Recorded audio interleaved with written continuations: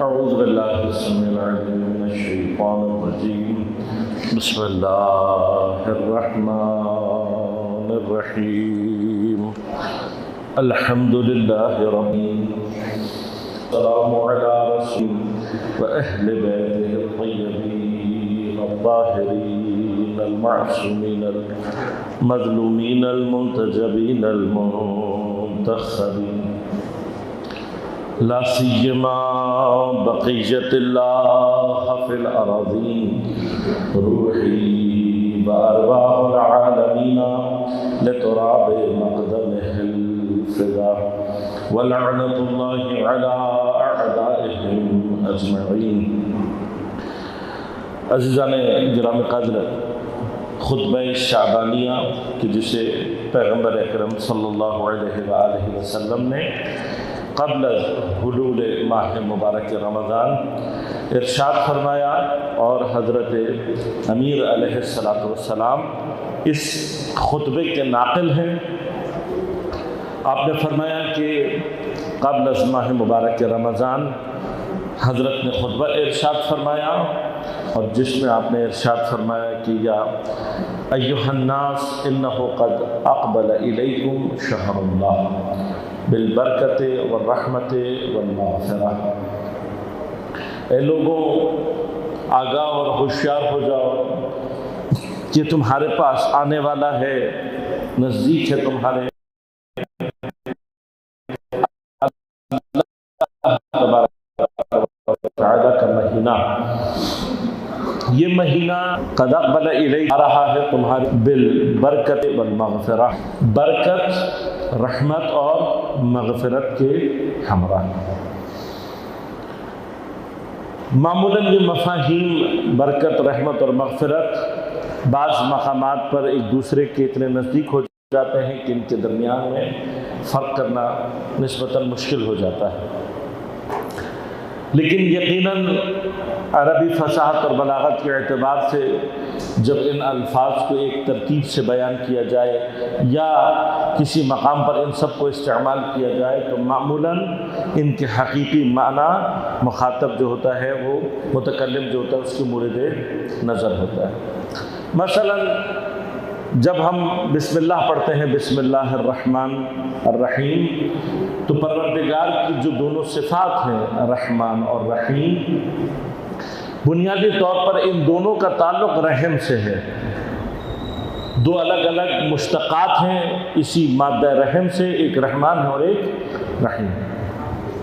لیکن جب ان کو ایک ہی ساتھ استعمال کیا جاتا ہے تو رحمان سے پھر اس کے اپنے خاص معنی مراد ہیں، اور رحیم سے بھی اس کے اپنے خاص معنی مراد ہیں، کہ جس کی تفصیل علماء نے بسم اللہ کی تفصیل میں بیان کی ہے. ہمارے پر روایات بھی ان مطالب پر نازل ہیں. اب جب نبی اکرم صلی اللہ علیہ وآلہ وسلم یہ ارشاد فرمایا کہ یہ مہینہ برکت، رحمت اور مغفرت اپنے ساتھ لے کر آ رہا ہے، تو یقیناً یہاں پر ان تینوں الفاظ سے جو مراد ہے وہ ان کے اندر خاص ہے، وہ مراد ہے. تو اصل تصور ہے ہمارے ہاں وہ عام طور پر جو تصور برکت ہے ساتھ ہے، کسی شے کی فراوانی کے ساتھ ہے. معمولاً جب ہم سے مثلاً فرض کریں کہ ہم برکت کی بات کرتے ہیں، ہم کسی سے پوچھیں تو زیادہ تر جو ہمارے ہاں تصور ہے وہ زیادتی کے ساتھ ہے. لیکن دینی مفاہیم میں برکت کا جو تصور ہے وہ زیادتی کے ساتھ ہمیشہ نہیں ہے، بلکہ اگر خاص طور پر دینی مفاہیم میں خاص طور پر جا کر دیکھیں، قرآن نے جہاں کہیں پر بھی، چونکہ لفظ برکت کو قرآن نے استعمال نہیں کیا، لیکن اس کی جو دیگر مشتقات ہیں وہ استعمال کیا. اب مثلا خود لیلۃ القدر کے بارے میں ہی قرآن ایک مقام پر اس کی جو دوسری صفت ہے وہ یہ کہ ہم نے قرآن کو نازل کیا فی لیلۃ، ہم کو ایک مبارک نازل فرمایا. آپ اس لیلۃ القدر کو ذہن میں رکھتے ہوئے اور پھر برکت کی کیفیت کو ذہن میں لے کر آئیں گے تو یقیناً شب ایک خاص مدت ایک خاص وقت ہے کہ جو ایک خاص وقت سے شروع کرے خاص وقت پر ختم ہو جاتا ہے۔ تو اب برکت سے وہاں پر کیا مراد ہے؟ زیادتی کا تصور لیا جا سکتا ہے، جیسے کہ تصور موجود ہے خیر من الف شہر، لیکن یہ جو اس کا بہتر ہونا ہے 1000 مہینوں سے، یہ اس کی کمی اعتبار سے نہیں ہے، کیفی اعتبار سے ہے۔ یہ جو لیلۃ القدر افضل ہے، بہتر ہے، خیر ہے 1000 مہینوں سے، تو یہاں پر جو مراد ہے وہ یہ نہیں ہے کہ ایک طرف لیلۃ القدر کو کھڑا کر دیں اور ایک طرف 1000 مہینے، تو یہ اس سے زیادہ بڑی ہے، ایسا نہیں۔ لہذا اسی مقام سے اگر ہم برکت کے تصور کو اپنے ذہنوں میں کلیئر کرنا چاہیں تو برکت کے لیے یاد رکھیے گا کہ برکت ہمیشہ زیادتی کی کیفیت میں نہیں ہے، بلکہ برکت کا جو اصل تصور ہے وہ کسی شے کے اندر سب سے پہلے مرحلے میں اس کے اندر رول کی کیفیت کر سکے، کے لیے باعث ہے۔ ایک چیز لیکن میں پہنچا رہا ہوں، اس کثرت سے میرے لیے تو کمال تو وہ شے میرے بھی کم ہو، مگر میرے لیے باعث رشد و کمال ہو تو وہ شے اپنی کمی کے باوجود برکت میں شامل ہو جاتی ہے۔ اسی طرح سے برکت کے جو تصور کو تھوڑا سا انسان اور ذہن میں کلیئر کرے، کیوں؟ اس لیے کہ میں نے کل آپ کی خدمت میں عرض کیا تھا کہ ماہ مبارک رمضان کی افضلیت، اس کی جتنے بھی آثار اور برکات ہیں، پروردگار نے اپنے نبی کے ذریعے سے ہمیں آگاہ کر دیا۔ اگر نبی کریم نہ موجود ہوتے، ائمہ معصومین علیہ السلام کا وسیلہ ہمارے پاس نہ ہوتا تو کتنے ہی رمضان آ کر چلے جاتے، ہم متوجہ نہ ہوتے۔ توجہ کے بعد دوسری چیز حالت ایمانی کا ہونا ہے کہ خدا کا شکر ہے کہ اس نے ہمیں توجہ کے ساتھ حالت ایمانی بھی عطا کی ہوئی۔ اب تیسرا جو مرحلہ ہے وہ صرف یہ ہے کہ جب میں ماہ مبارک کے رمضان جیسے افضل اوقات کو درک کر لیا اور میرا تو آخری مرحلہ یہ ہے کہ میں اپنے عمل کو کیسا رکھوں کہ میں اس سے زیادہ استفادہ کر سکوں۔ اب زیادہ سے زیادہ استفادہ کرنے کے لیے ہمیں ضروری ہے کہ ہم ذرا سے توجہ ان مفاہیم کی طرف بھی رکھیں کہ ماہ مبارک کے رمضان میرے لیے برکت لے کر آ رہا ہے، تو اب اس برکت سے مراد کیا کھانے پینے کی کثرت ہے؟ کیا اس برکت سے مراد مثلا ہمارے ہاں سحری میں یا افطاری میں سموسوں اور پکوڑوں اور مزیدار چیزوں کا ہونا ہے؟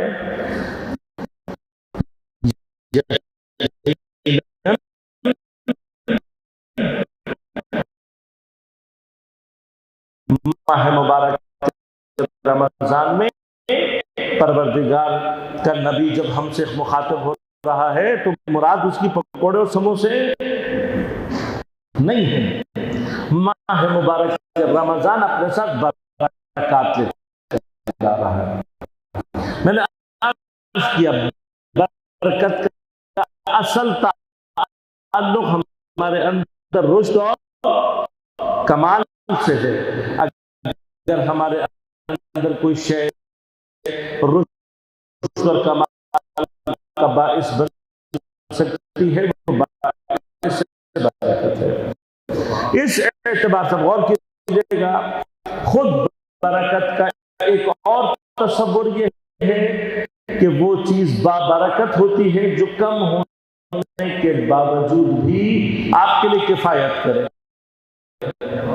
لہذا ہم اکثر اپنے احباب کو اس بات کی طرف متوجہ کرتے ہیں کہ اپنی زندگی، دیکھیے دین ہمیں زیادہ روکتا ہے۔ یہ ایک بہرحال بحث ہے اپنے اندر۔ بعض اسلام ایسے ہیں، علماء کا خیال یہ ہے کہ زیادہ کمانے دین جو ہے وہ زیادہ ہونے کے مخاطب مودودی صاحب نے لکھا ایسا ہے کہ اسلام زیادہ امیر ہونا، میرے حس کی غلط تعبیر، یہ اشتباہی تعبیر ہے۔ دین ہمیں ہارے میں آپ جتنا مسئلہ نہیں ہے، اس سے دین ہے وہ کیا ہے؟ وہ ہے اکٹھا کرنا، کاز کرنا، ایکیومولیشن آف، یہ چیز ہے جس سے دین ہمیں روکتا ہے۔ دیکھیے اب ہمارے ہاں سرمایہ دارانہ نظام کیپٹلزم اتنا ہمارے ذہنوں پر اب محیط ہو چکا ہے کہ جب ہم کسی کو بتاتے ہیں کہ جی ایکیومولیشن آف ویلتھ کے بغیر بھی آپ امیر ہو سکتے ہیں، تو بعض اوقات اس کی سمجھ میں نہیں آتا کہ یہ ہوتا کیسے۔ جب تک میرے گھر میں سونے کی اینٹوں کا انبار نہ ہو، جب تک میرے بینک بیلنس نہ بھرے ہوئے ہوں، جب تک میری تجوری میں قیمتی جواہرات نہ ہو، ہیرے نہ ہو، سونا نہ ہو، تب تک میں امیر کیسے ہو سکتا ہوں؟ جبکہ اگر آپ غور کریں تو یہ امارت نہیں ہے، مطلب اینٹوں کا، سونوں کی اینٹوں کا ہونا آپ کو کیا فائدہ دے گا؟ مثلا 100 اینٹیں رکھی ہوئی اور میں مر جاؤں تو حتیٰ میرے ساتھ دفن بھی نہیں ہو سکتے۔ تو ایکیومولیشن آف ویلتھ میں معمولاً یہ ہوتا ہے، محنت کوئی اور کرتا ہے، اس کے لیے خون اپنا کوئی اور جلاتا ہے، فائدہ اس سے کوئی اور اٹھاتا ہے۔ دین کیا کہتا ہے؟ دین کہتا ہے امیر ہو، لیکن جہاں تمہاری ضروریات مکمل ہو جائیں اس سے آگے کا مال اللہ کی راہ میں لوگوں کو دینا سیکھو۔ اب یہ دینا بھی صرف چیریٹی کے عنوان سے نہیں ہے، دین یہ نہیں کہتا کہ آپ اپنی دولت کو بلا فضول جو ہے وہ صرف خدا کی راہ میں صرف چیریٹی کے عنوان سے خرچ کریں، نہیں۔ دین آپ سے یہ نہیں کہتا، دین یہ کہتا ہے کہ وہ آدمی جو کہ واقعاً کچھ کرنے کے قابل نہیں ہے، مریض ہے، بیچارہ معلول ہو چکا ہے، معذور ہے، کسی ایسے مرض میں مبتلا ہو گیا ہے، یا کسی ایسے خاندان کے جس کا کوئی کمانے والا نہیں ہے، ان کو چیریٹی دیں۔ لیکن باقی پیسے کے ساتھ کیا کریں؟ جمع نہ کریں۔ وہ افراد کہ جن کو اللہ نے نہیں دیا لیکن صاحب استعداد ہیں، آپ وہ رقم ان کو دیں تاکہ وہ اپنے پیروں پہ کھڑا ہو۔ پیسہ آپ کا ہے لیکن وہ اس سے کمائیں اور اپنے آپ کو اسٹیبلش کریں، قرض دو۔ اور اب یہاں پر قرآن کی جو سینس ہے، دین کی جو سینس ہے، اس کو سمجھنے کی کوشش کریں۔ آپ کا دیا ہوا صدقہ 1 روپے کا آپ کو 1 روپے کا ہی ثواب دے گا، لیکن آپ کا 1 روپے کا دیا ہوا قرض آپ کو 17 روپے کا ثواب دے گا، اور پھر خود واپس بھی آ جائے گا۔ صرف ایک جملہ، کیونکہ جب میں یہ باتیں کہتا ہوں تو میرے ذہن میں یہ بات رہتی ہے کہ جس سے باہر بعض اوقات لوگ غلط معنی لے جاتے ہیں کہ قرض کا بھی ہرگز معنی یہ نہیں ہے کہ آپ اللہ کے راستے میں قرض دے رہے ہیں تو بغیر کسی لکھت پڑھت کے اٹھا کر آپ قرض دے دیں، نہ، شریعت اس کی قائل نہیں ہے کہ جب قرض دے رہے ہو تو تمام جتنے بھی امکانات ہو سکتے ہیں اپنی دولت کو بچانے کے ان کو انجام دو، باقاعدہ لکھو کتنی رقم ہے، کب واپس کی جائے گی، اور اگر اس کے اوپر گواہ اور ضامن لا سکتے ہو، حتیٰ کوئی چیز اس سے رہن لے کے رکھ سکتے ہو، رہن لے کے رکھو۔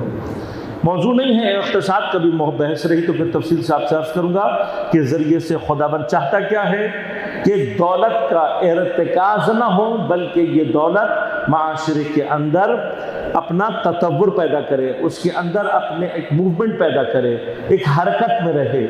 اس لیے کہ جب تک سرکولیشن میں رہتی ہے ویلتھ، تو یہ یاد رکھیے گا کسی بھی یہ جو ویلتھ یہ بالکل اسی طرح سے ہوتی ہے جس طرح سے باڈی کے اندر خون ہوتا ہے، جتنا اس خون کی سرکولیشن آپ کی باڈی میں زیادہ ہوگی اور بہتر ہوگی، صحت مند ہوں گے، لیکن خدا نہ خواستہ یہ خون بدن میں کہیں ارتکاز پیدا کرنا شروع کرے تو آپ جہاں کہیں پر بھی بدن میں خون رکتا ہے، جمع ہوتا ہے، پر یا وہ تکلیف ایجاد کرتا ہے یا ورم ایجاد کرتا ہے، بعض صورتوں میں اس اعضاء کو بالکل ہی مفلس کہ بالآخر اسے کاٹنا پڑ جاتا ہے۔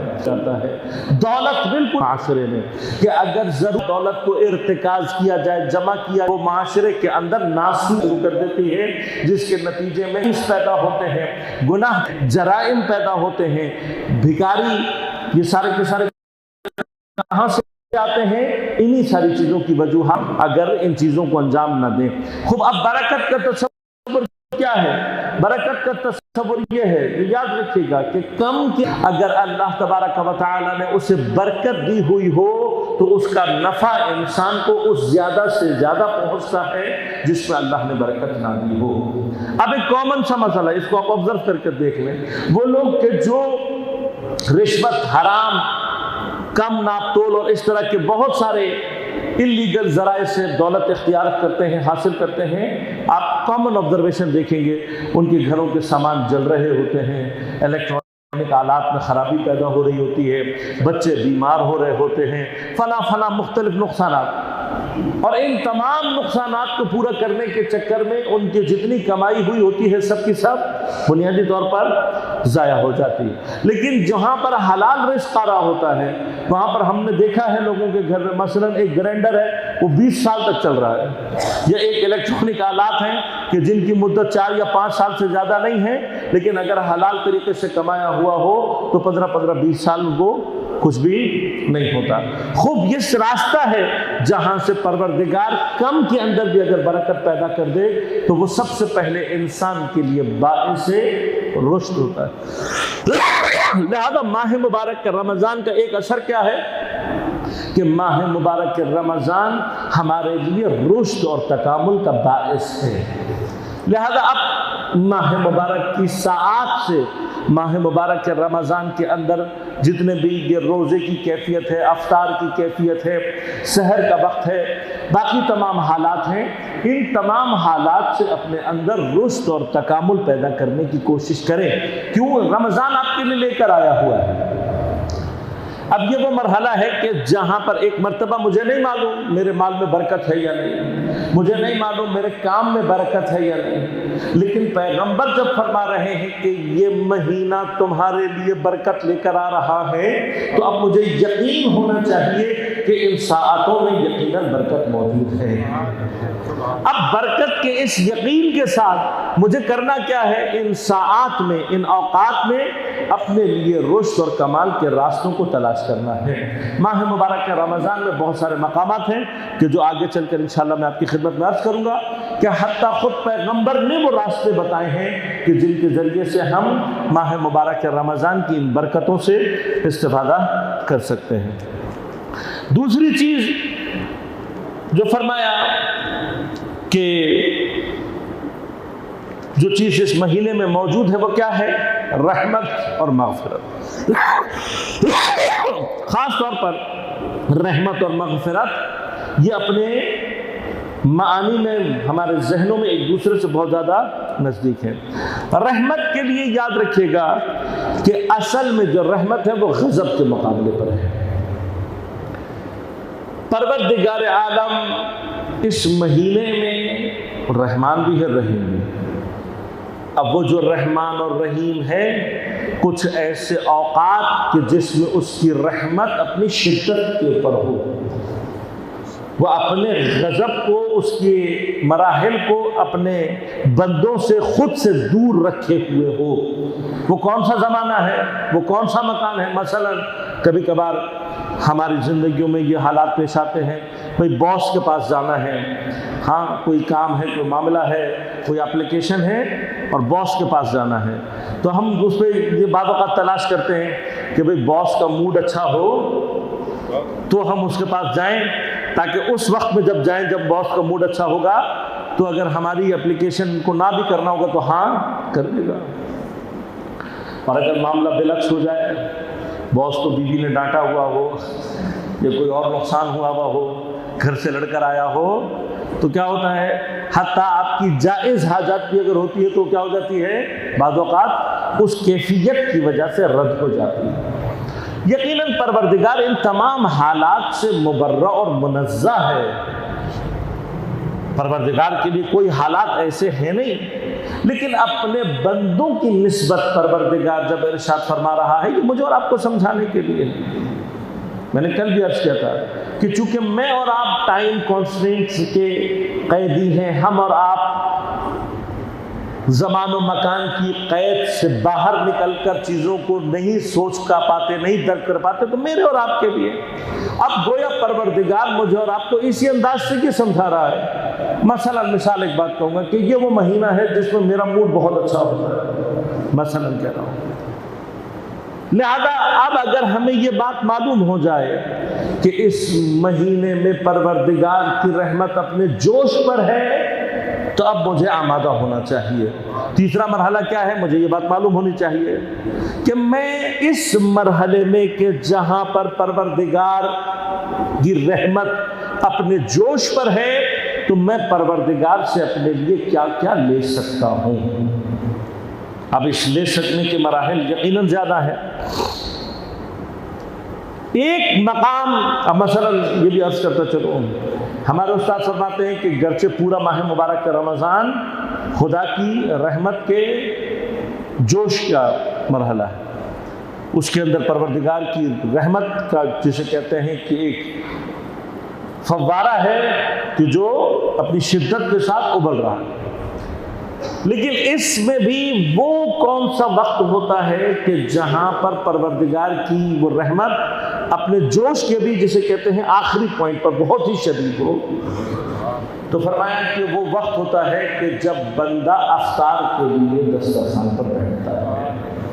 یہ میں بھی کہیں گفتگو کر رہا تھا، ہمارے ہاں برادران اہل سنت سے کچھ غلط مفاہیم ہمارے ہاں بھی شرائط کر گئے ہیں۔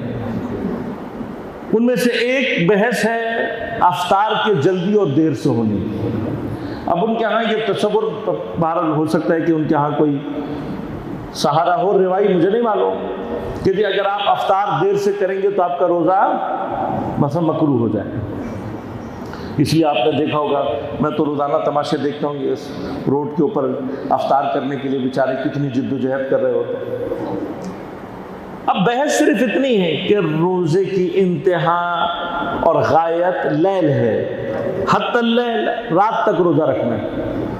جیسے ہی رات صدق کرتی ہے روزہ ختم ہو جاتا ہے، خود بخود ختم ہو جاتا ہے۔ میرے اور آپ کے افطار کرنے سے ایسا نہیں ہے کہ روزہ رکا رہتا ہے، جب تک کہ میں افطار نہیں کروں گا تب تک روزہ ختم نہیں ہوگا، نہیں، بالکل یہ جو لیل ہے، حتی اللیل، یہ جو مغرب کا وقت ہے، یہ بالکل اس لائن کی مانند ہے جو کسی ریس میں لگائی جاتی ہے دوڑ کا مقابلہ کرنے والوں کے لیے۔ اب دوڑ کہاں تک ہونی ہے؟ لائن تک۔ جیسے ہی آپ کا پاؤں لائن پر پہنچا ریس ختم۔ اب اس کے بعد آپ کے بھاگنے کا کوئی فائدہ نہیں ہے، اس کے بعد کوئی آگے نکل جائے کوئی فائدہ نہیں، کوئی پیچھے رہ جائے کوئی نقصان نہیں ہے۔ کیوں؟ اس لیے کہ ریس کہاں تک ہے؟ لائن تک ہے۔ تو غور، اچھا کوشش تو یہ کرنی چاہیے نا کہ جب اتنا دوڑے ہو تو کم از کم یہ احتیاط کرو کہ لائن کے اس طرف چلے گئے ہو یا نہیں، کیونکہ اصول آپ جانتے ہیں اگر لائن سے 1 انچ پہلے بھی کوئی آ کر بے ہوش ہو جائے تو اصلاً اس کو دوڑ میں حساب نہیں کیا جاتا۔ تو یہاں پر یہ جو جلدی ہے، اس جلدی میں اگر آپ نے 1 سیکنڈ پہلے بھی روزہ افطار دیا تو عین ممکن ہے کہ آپ لائن پر پہنچنے سے پہلے ہی بے ہوش ہو گئے، تو اس کا کوئی فائدہ نہیں۔ لیکن اب جیسے ہی رات ہوتی ہے، اب غور کیجئے گا، روزہ ختم ہو گیا، جو روزہ ختم ہو گیا اس کے استحباب یا اس کی مکروہ کا کوئی تعلق نہیں رہا، ختم ہو گیا۔ آپ نے جو حرکتیں روزے میں کی ہوں گی وہ اس استحباب اور اس کی کراہت اس کے ثواب کو بڑھانے یا اس کے گھٹانے کا باعث ہوگا، لیکن اب روزہ ختم ہو گیا۔ اب جو استحباب ہے وہ 2 ہے۔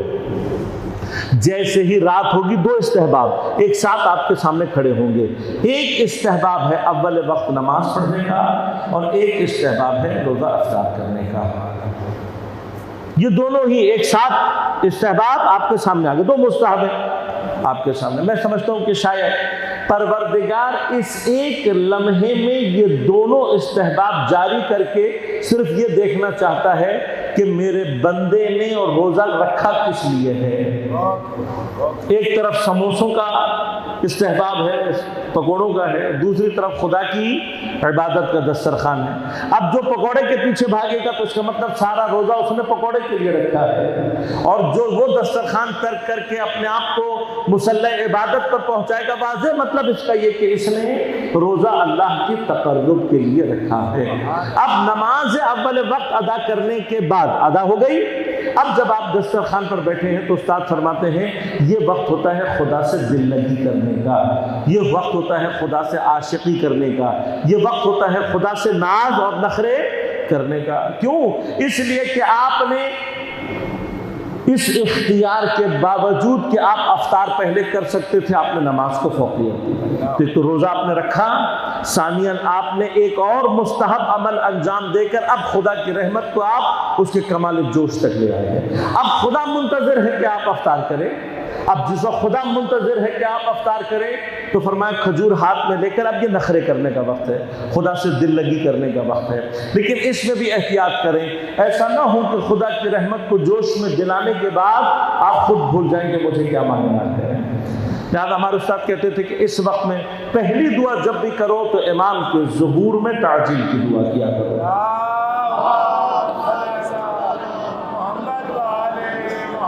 اور پھر اس کے بعد جو مرضی دعا کرنا چاہو۔ تیسرا اثر ماہ مبارک کے رمضان کا کیا ہے؟ مغفرہ۔ مغفرہ، غفرہ کا اصل معنی کسی چیز کو ڈھانپنے کا ہے، اور یہ پروردگار کی ایک خاص صفت ہے کہ وہ کیا کرتا ہے؟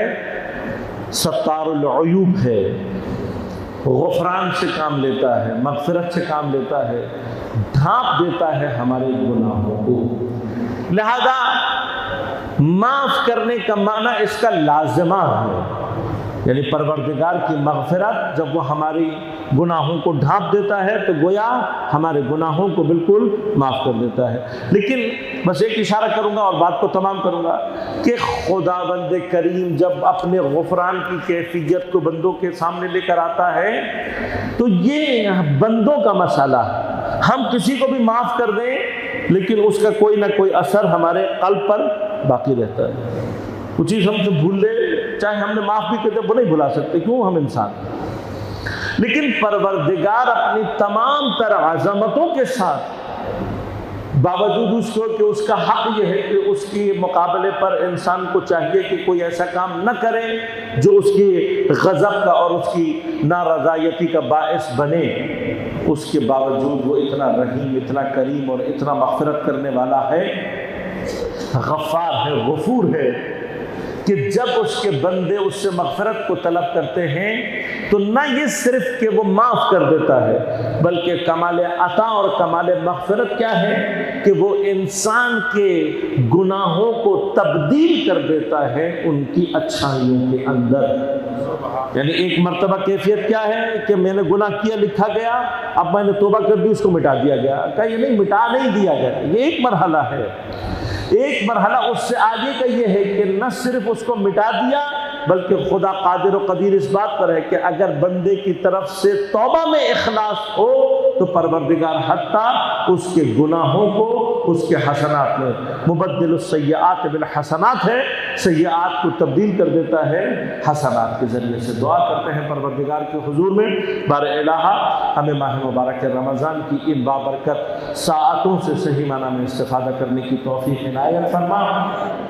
تو نے اس روزے کے ایام میں، اس ماہ مبارک رمضان میں بندوں کی دعاؤں کو مستجاب کرنے کا یقین دلایا ہے۔ بار الہٰ اس ماہ مبارک رمضان میں کوئی ایک دعا جو تو ہماری قبول کرنا چاہے، امام زمان علیہ السلام کے ظہور میں تعجیل فرما، مومنین کو اپنے حفظ و امان میں رکھ، ان کی پریشانیوں کو دور فرما، بیماروں کو صحت کامل عاجل عنایت فرما، جہاں جہاں مومنین باطل سے برسر پیکار ہیں ان کو نصرت و کامیابی عنایت فرما، تمام علماء مراجع نظام کی حفاظت فرما، ہم سب کو امام زمان علیہ السلام کے اعوان و انصار میں شمار ہونے کی توفیق عنایت فرما۔ ربنا تقبل منا انک انت السمیع العلیم برحمتک یا ارحم الراحمین۔